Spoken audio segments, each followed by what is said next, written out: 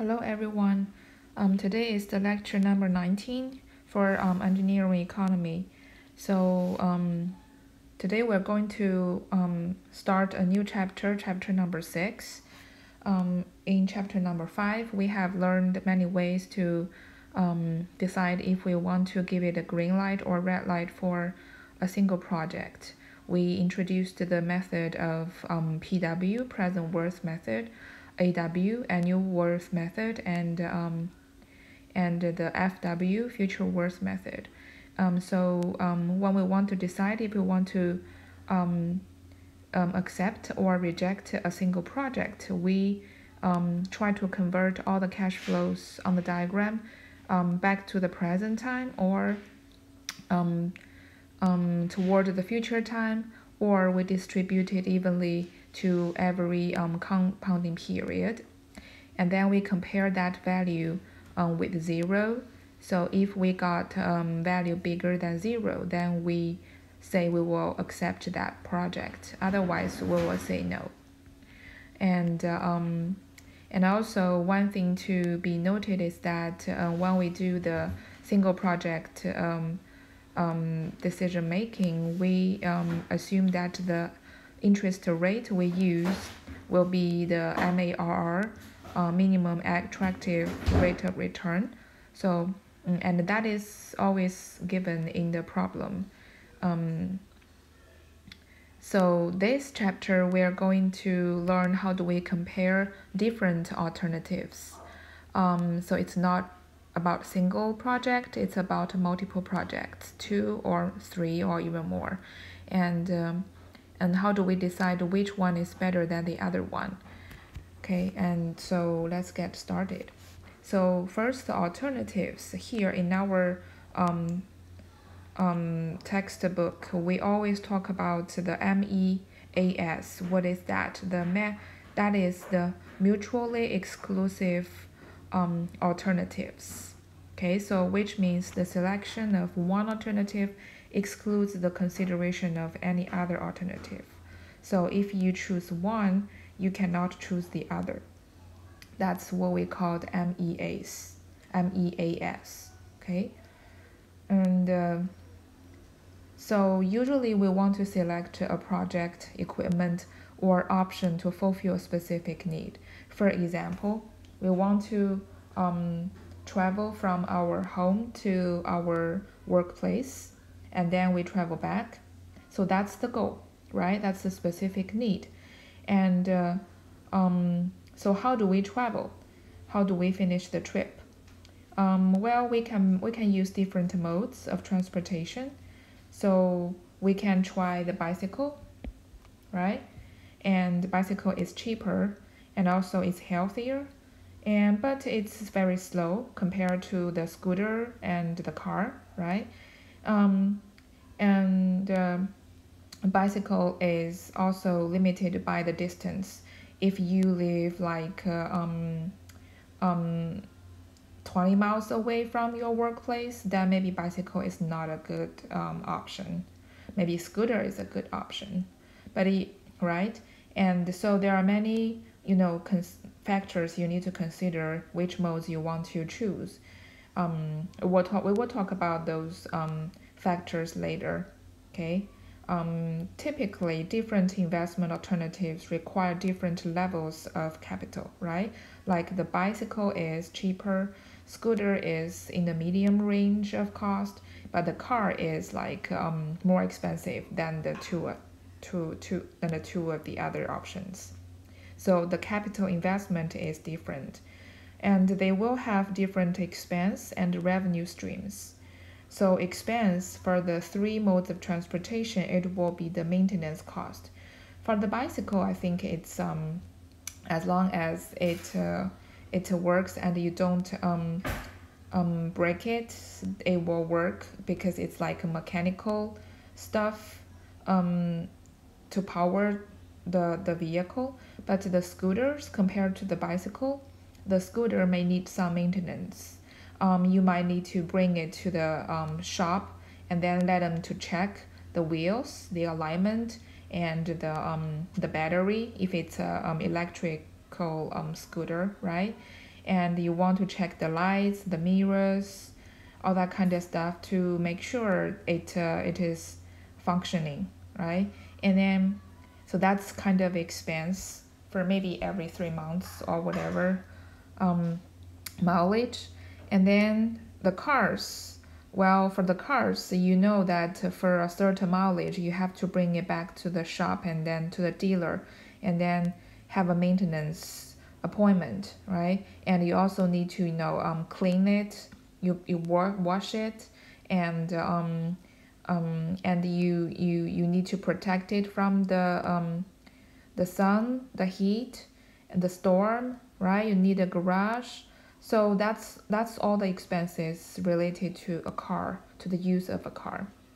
And the revenue streams, well, talking about the benefits, so bicycles first, it doesn't need any gasoline or electricity. So basically you just power your bicycle by yourself. So its cost for operation almost zero. So that's a big saving, right? You can see saving as a revenue. And also it has health benefits, right? It keeps you exercise, and then you are healthier, and then your medical cost will be lower. So that's a kind of saving as well. You can also see it as a revenue. But scooters, well, scooters move faster than the bicycle, so you can travel more efficiently between your home and the workplace. So the time saving is kind of benefit or revenue as well. And and also if you are not physically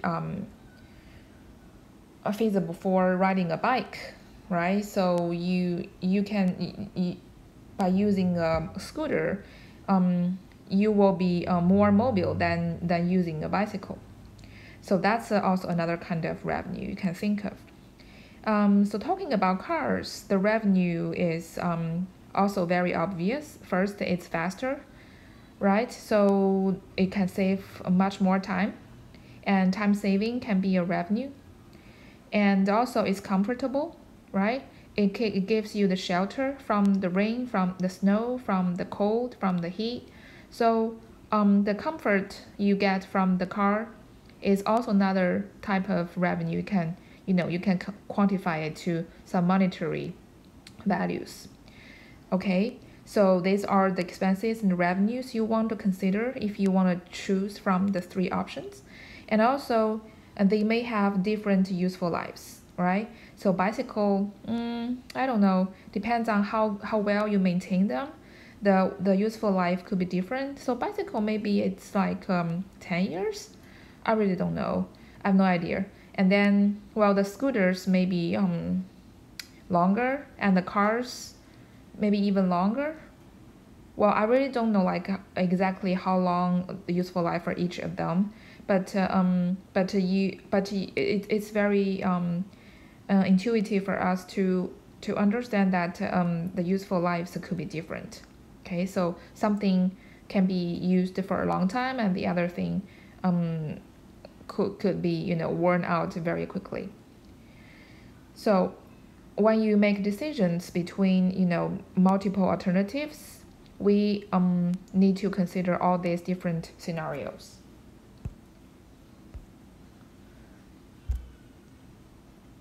So, but the fundamental purpose of a capital investment. So when we talk about choosing options, we usually want to decide which, usually we will have a capital investment at the beginning for each of them. Okay, so something is cheaper, something is more expensive. That's different levels of capital investment you're gonna make. To obtain at least the MAR for every dollar invested, that's the goal. That's the purpose of a capital investment. So you wanna make each dollar you spent at the beginning worthy. Okay, which means you can gain or make profit out of every single dollar you spend at the beginning. and you want to make the profit at least at the MARR. One basic rule, so spend the least amount of capital unless the extra capital can be justified by the extra savings or benefits. So if all options can reach the same goals, well, you basically want to spend the least amount as possible. That's very natural to understand, right? We always want to spend less. We always want to bargain or negotiate for a cheaper price, because the more money we save, we can reinvest them in another option, right? So that's easy to understand. And in other words, any increment of capital spent must be able to pay its own way. So if somebody asks for a more expensive price, he or she, the better to give you a good reason why you want to spend $1 more, and usually that $1 more expense needs to be justified by some future savings or profit. Okay. And the base alternative is the acceptable alternative that requires the least amount of investment capital.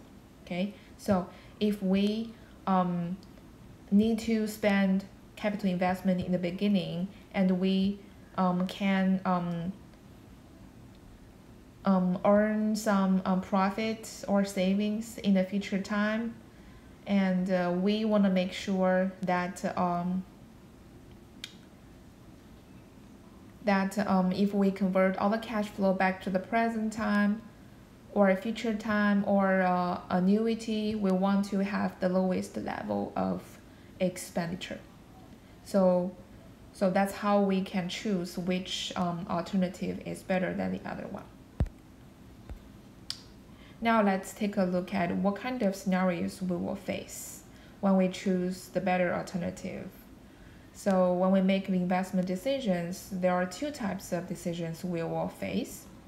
The first one is called investment alternatives. Investment alternatives means each alternative has an initial investment, right? You need to spend some money at the beginning.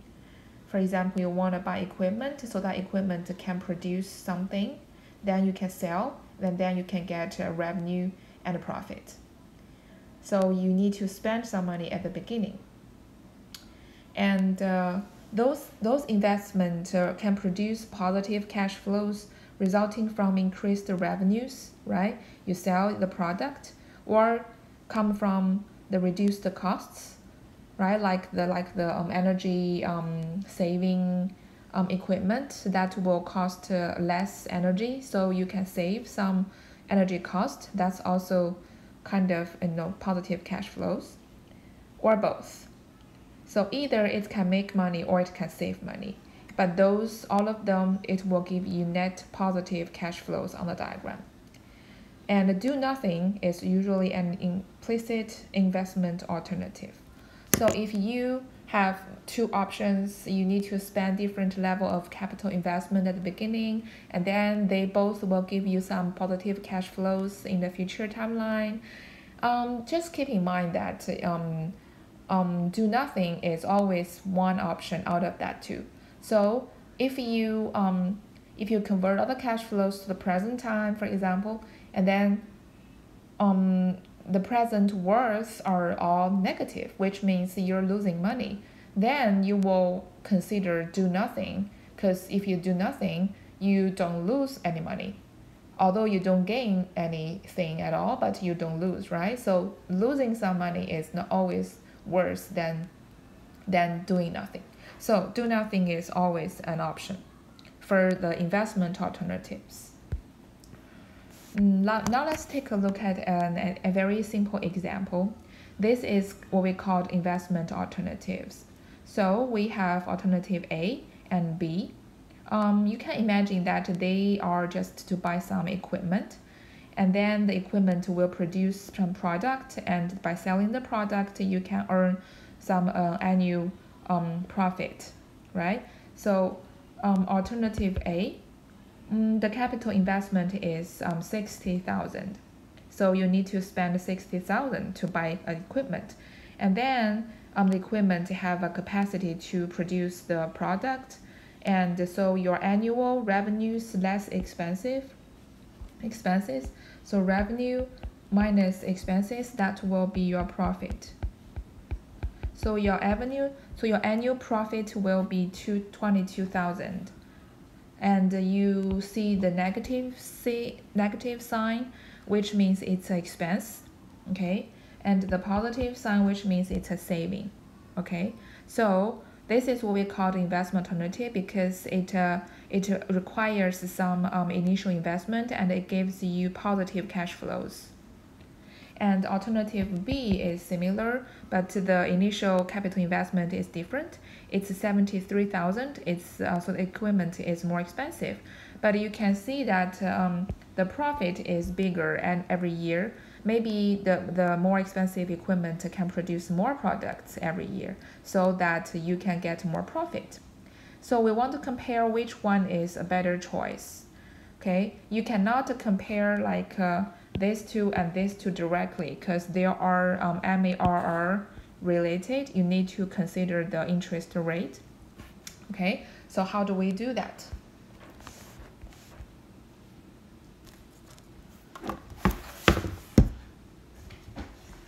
So first, we need to draw the cash flow diagrams for these two scenarios. So let's see, we divide this screen to two parts. And so for the A option, the cash flow diagram will be having 4 years, 1, 2, 3, 4, right? And then at the beginning, you have a capital investment, which is 60,000. So it's going downward, 60,000. And every year, you have positive 22,000. So that's arrows going upward. And it's annuities, because they're all the same, right? And it's annuities, 22,000. Okay, so wow, this is very easy. So we need to convert. So the method we use is we either convert everything to the present worth, or to the future worth, or to the annuities annual worth. Okay, those are the methods we have learned in chapter 5. Any method is working, but I prefer to convert everything to the present worth, because that will give me an idea of how much it is right now.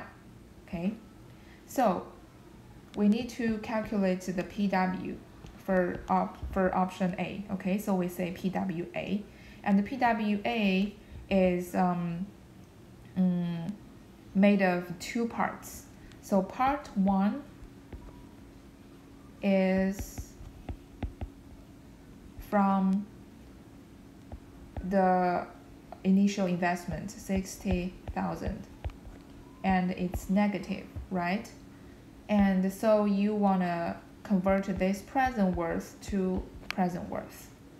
And then PW2, that's the second part, is from the positive annuities, which is 22,000, right? So basically you want to convert annuities to present worth.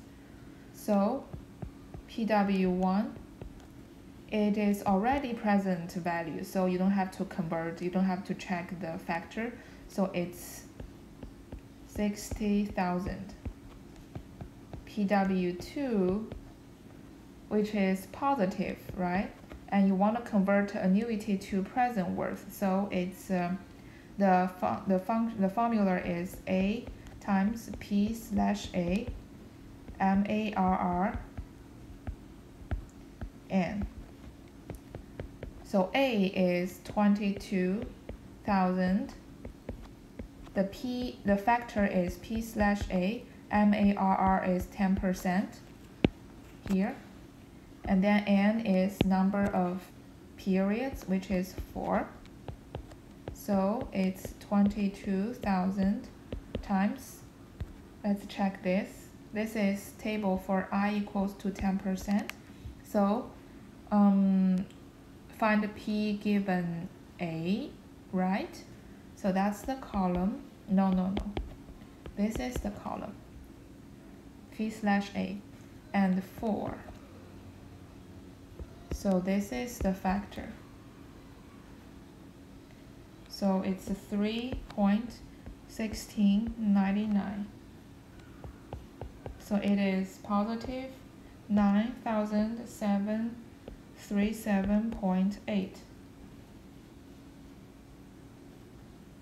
Oh wait, not this.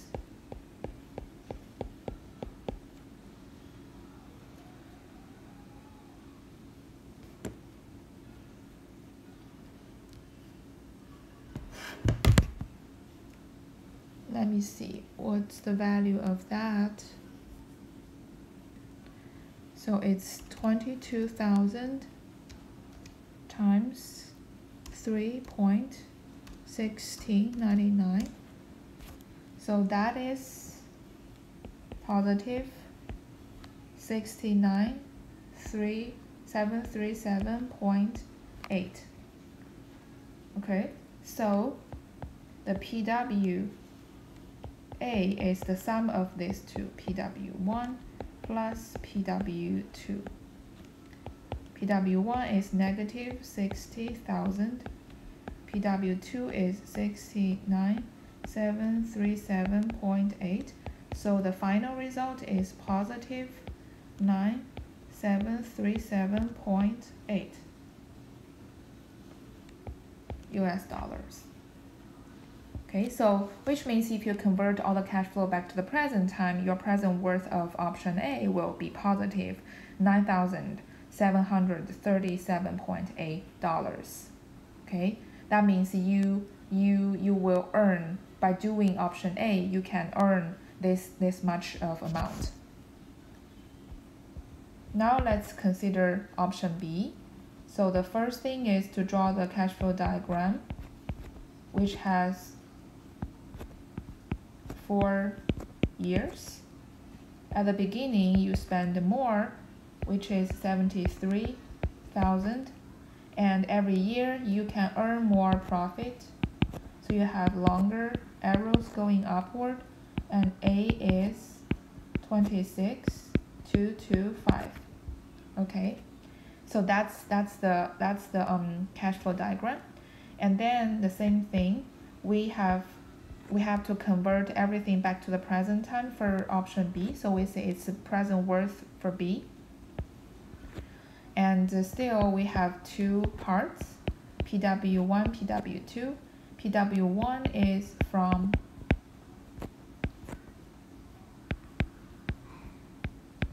the 73,000 initial investment. So you want to convert P to P. PW2 is from the annuities. They're positive, right? 26,225. So you want to convert annuities to present worth. So your PW1 is already present worth, so don't have to convert anything. Just copy the number. Don't forget about the negative sign.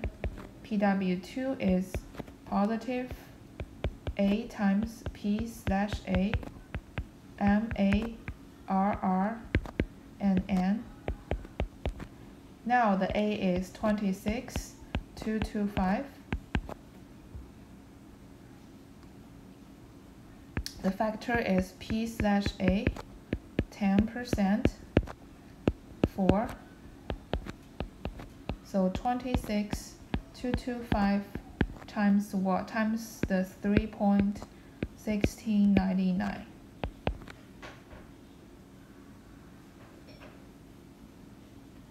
Okay. This is 26,225 times 3.1699. 1699, which is positive $83,130.6275. Okay, and then your PW for option B is the sum of PW1 and PW2. Okay, which is negative 73,000 plus positive 83,130.6275, which will give you a positive US dollar 10,130.6, which means if you do option B, you will end up earning $10,130.6.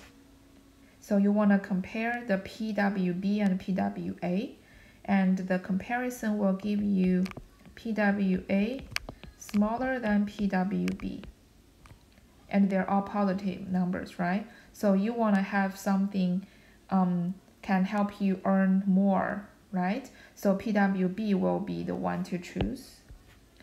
So you choose B. Okay, so this is how you decide which investment alternative is better. Another type of decisions we will face is called cost alternatives. So cost alternatives means all cash flows are negative except for the salvage value. These alternatives represent must-do situations, and do nothing is not an option. So what kind of option can you have that always give you negative cash flows? Think about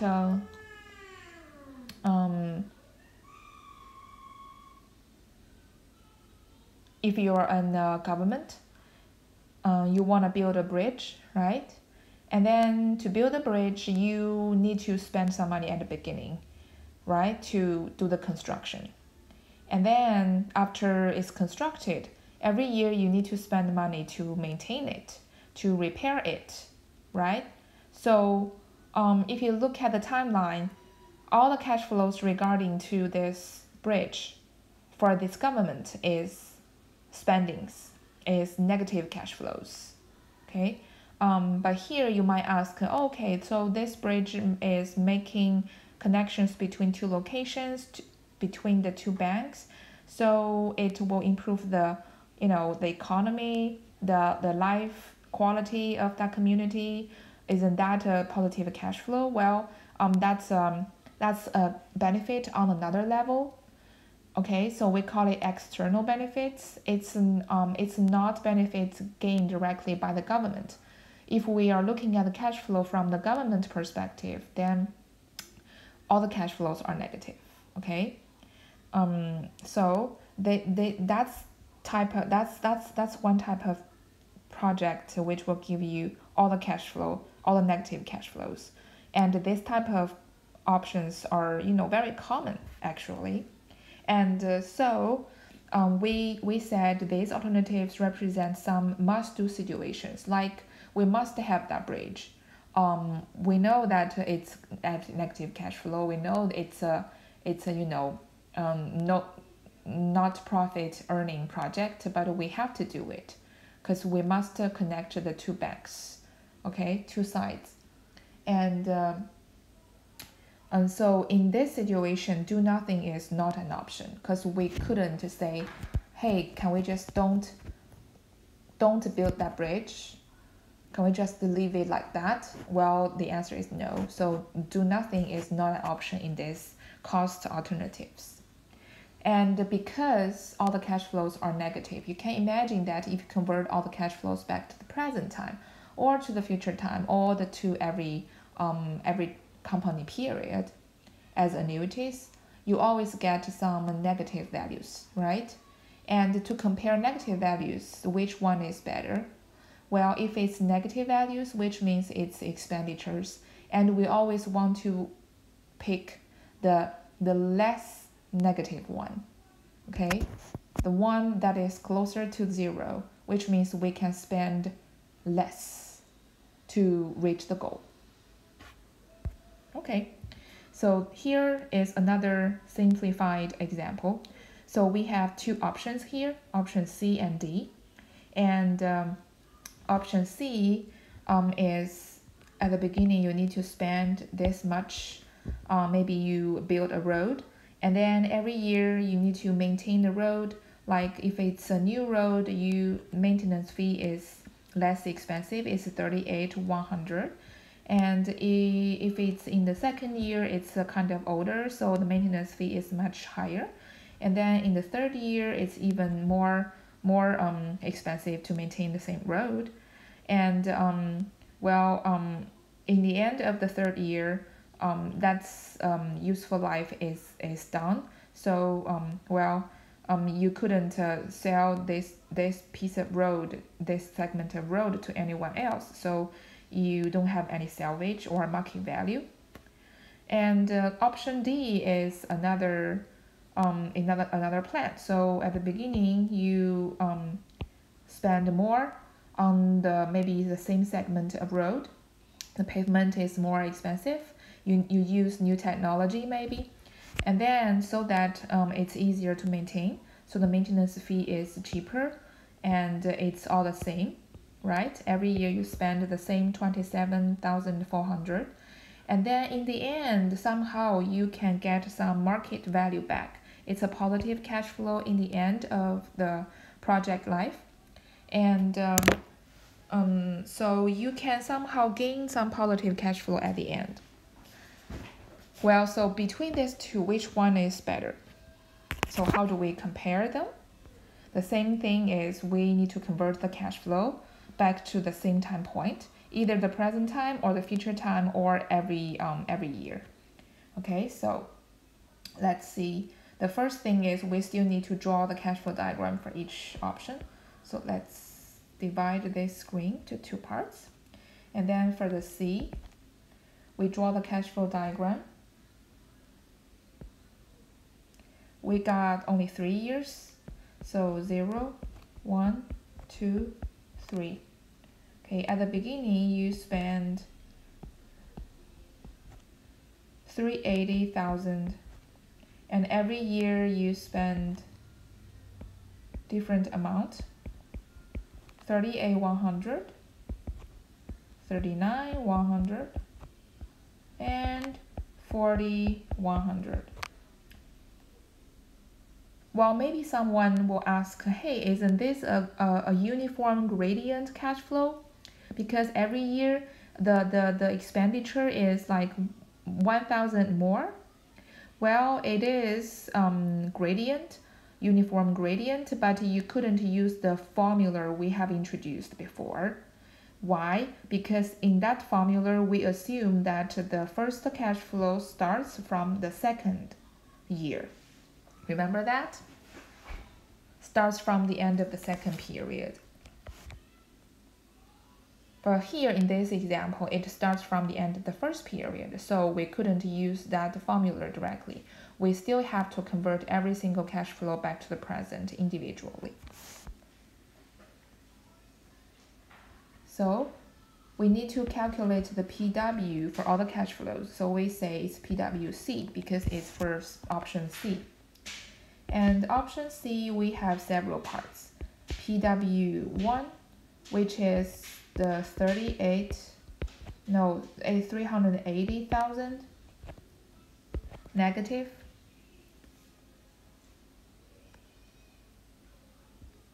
And you want to convert P to P, right? Present worth to present worth. And the PW2 is from the negative 38,100. That expenditure at the beginning, at the end of the first year. And that is to convert a future cash flow to present worth. And the PW3 is from the negative 39,100 expenditure. and still you want to convert that future cash flow to present. And we still have PW4, which is the negative 40, 100, and you want to convert that future cash flow to the present. So we have 4 parts. And the PW1 is already a present value, so you don't have to convert anything. Just copy that value here. PW2 is negative, of course.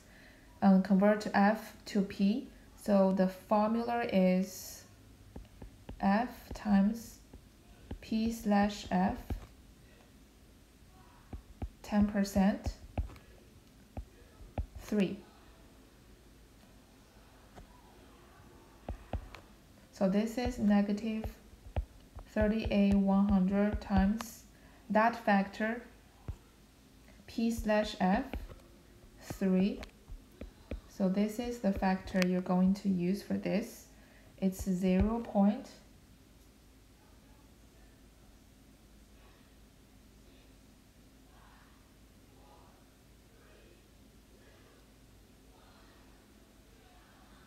Oh, wait a second.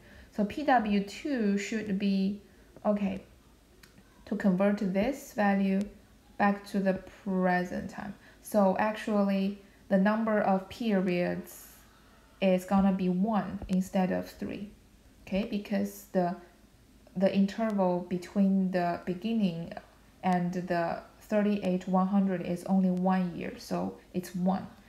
And so this is gonna be the value, the factor you're going to use.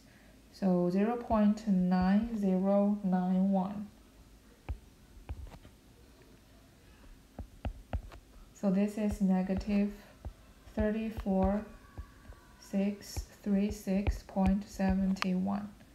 And PW3 is negative, still the same formula, 10%. But the 39,100 is 2 years apart from the present worth, right? So the number of n is 2. 39,100 times. So this is the second factor you're going to use, 0.8264. That is negative 32312.24. PW4 is to convert the 40,100 back to the present. So still it's F times P slash F, 10%. That is 3 years apart. So the number of n is 3. The value of n is 3. And it's 40,100 times, now it's this one, 0.7513. That is negative 30,127.13. So PWC is the sum of all of these 4 parts.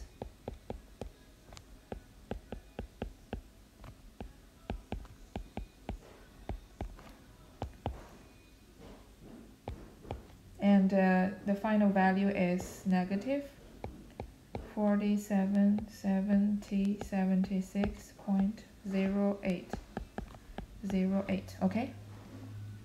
Which means if you do the option C, your present expenditure will be this much. It's an expenditure. Okay? And then now let's take a look at the option D. So option D, you draw the diagram. You have 3 years. At the beginning, you have expensive investment, and every year you have the same cost. A is 27,400, but at the end you can somehow sell this. So you have a market value of positive 26,000. That's the cash flow diagram. And then you want to convert everything back to the present. So it's a present worth for project D, and it has three parts.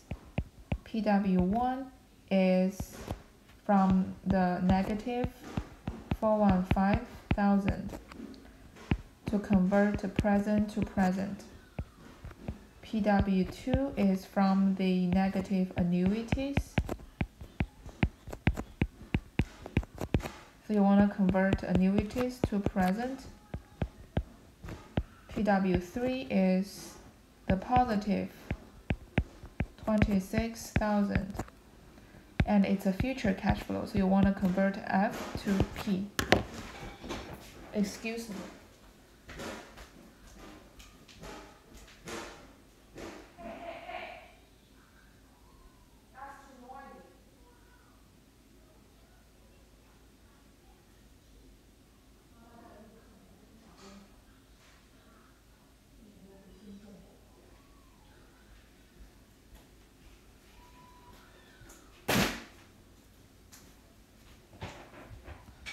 All right, let's get back to this example.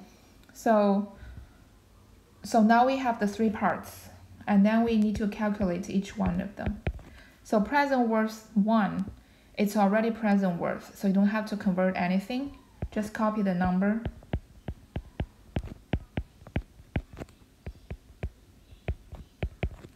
PW2 is to convert the annuity to the present worth, so you use the formula negative A, P/A, 10%.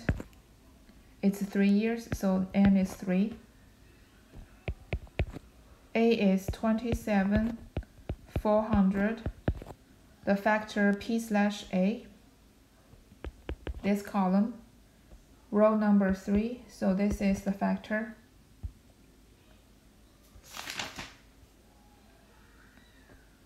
$2.4869. It's negative 68,141.606. Okay, and then PW3 is to convert this 26,000 positive value back to the present, so it's positive. The formula is F times P/F, 10%, 3, positive 26,000, P/F, so this is the factor again, 0.7513. So the value is 19533.8. So PWD is the sum of these three parts.